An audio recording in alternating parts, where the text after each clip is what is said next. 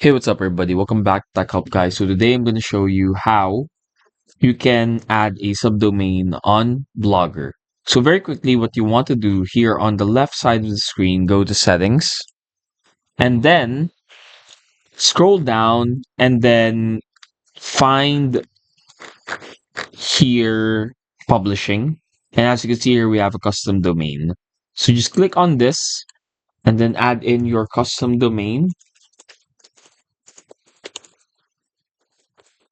Once you click on Save, it'll teach you how to actually edit the domain based on where it's located. So if it's in GoDaddy, then definitely head over to GoDaddy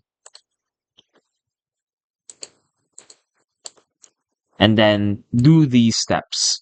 So you're gonna need to do some changes on your domain, like adding CNAMEs, and then add this www.destination, and then like so. And that's it.